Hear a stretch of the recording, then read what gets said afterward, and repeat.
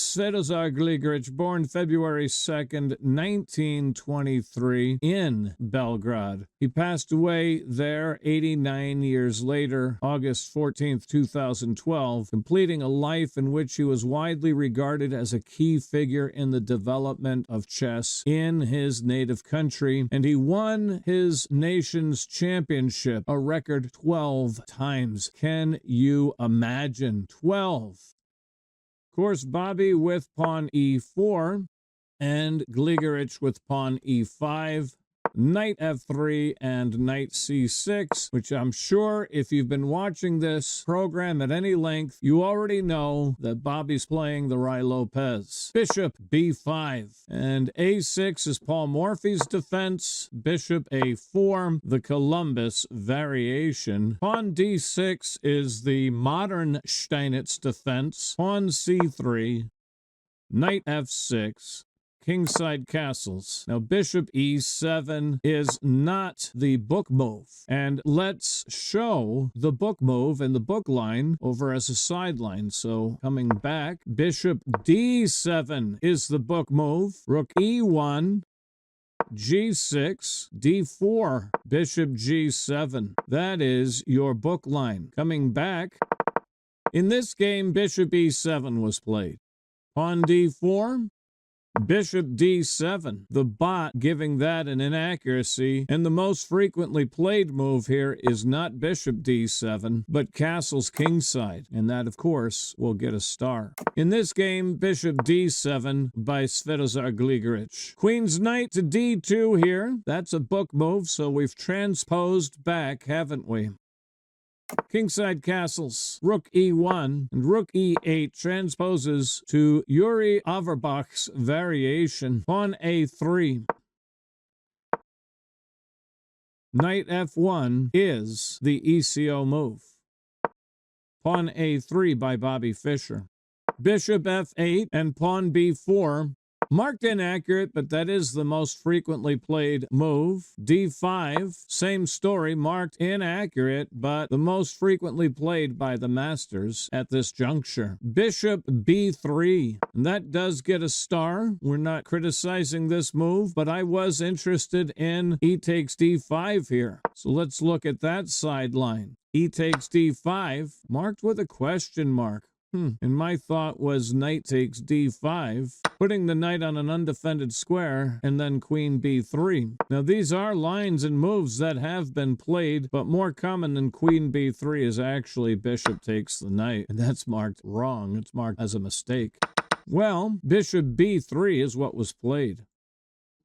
Here, bishop g4, pinning the knight, and the bot preferring bishop e6. I thought you could still play bishop g4, but play e takes d4 first. Thusly, and after e takes d4, c takes d4, and then play the bishop to g4. Well, the idea of the knight f1 move is to get the knight either to g3 or e3 in many of the lines of the Spanish game, aka the Ruy Lopez. Coming back, bishop g4 was played right away, wasn't it? Now h3 puts the question to the bishop, and that question is answered with bishop h5 retreating. D takes e5, and of course the bot, and I was going to say if the bot hadn't, that I like opening the e file for my rook. So rather than take the e pawn, I would prefer to take the d pawn, open this file, and hit the knight over here. So with that hit on the knight, this knight might take the pawn, defended by the queen. But now with that knight no longer on f6, you don't have to worry about a sacrifice on g4, so you can push that and hit the bishop. You do not want to play at this juncture d takes e5. And the reason is after knight takes e5 and then g4, well, as you can see, this pawn is en prise, and that comes with a hit on the queen. Coming back,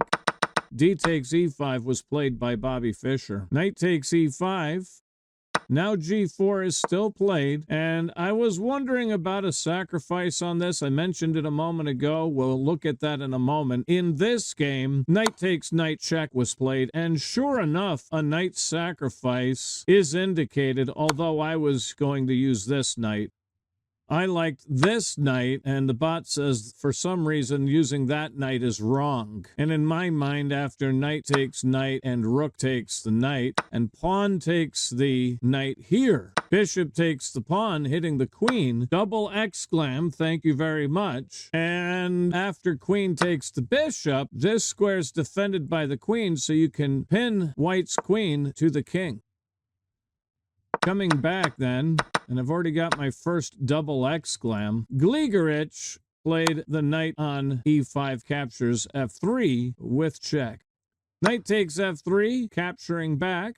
D takes e4, and now g takes h5. Black has to capture and not allow this knight to get away, so he takes f3. Rook takes rook on e8, and the queen takes the rook, and now this pawn gets picked up by our queen on f3.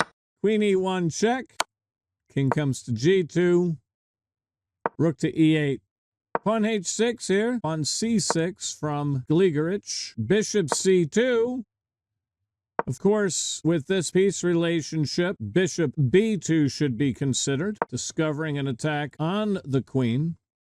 Alternately, you can also consider pushing this pawn. It looks a bit sharper, but it does get a star. And on rook e7, you just keep pushing. After knight d5, you can grab that with your bishop. And after c takes bishop, h takes g7, and bishop takes g7. Now our queen can pick up this d-man. And after rook e8, I'm going to play rook b1, getting out of this bishop's line of fire. Coming back. Bishop c2 was played, and queen e2. Queens are traded on e2.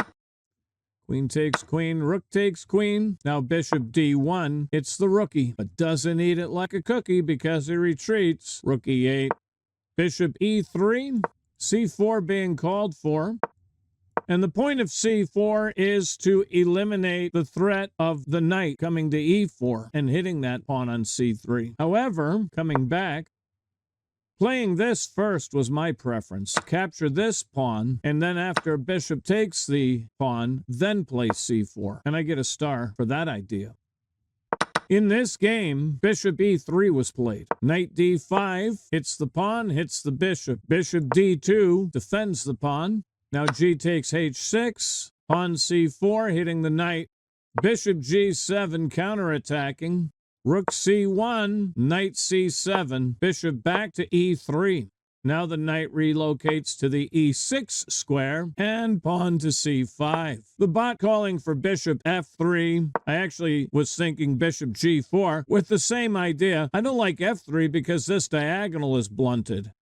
So g4 is a better place for the bishop, and the main point, though, is to vacate the d1 square so that I can place my rook thereupon. c5, though, was played, and knight to d4 defended by the bishop. Now bishop g4 is played, f5 defended by the knight. Bishop h5 hits the rook. Rook e4 adding support to the knight. Rook d1 super attacking the knight. King f8 ready to mobilize his king. And now rook d3. King e7, bishop to d1. That prevents the knight from coming to the c2 square. And now black has to worry about pawn f3 being played and hitting that rook.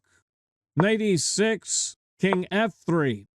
Knight d4 check, king g3, knight e6. Some back and forth as they approach the time control. Of course, we have the threat of pawn f4 here, creating a fork. So that's a matter of concern. King back to f3, knight back to the d4 square check. Now king g2, you can still hope for f3, I think. But after knight e6, on the 40th move, just in time for the time control to be completed, Bobby plays the repetition, and that's the third time this position was reached. Thus, the game was drawn. Remarkable game. Looking at the review here, let's go up to the top. You can see the accuracies, 95.2 and 95.9. Really high accuracies for both players. 2,800 individual game ratings for both. Just a fantastic competitive game. Bobby was slightly better in the opening, but both players with a wonderful and impeccable middle game.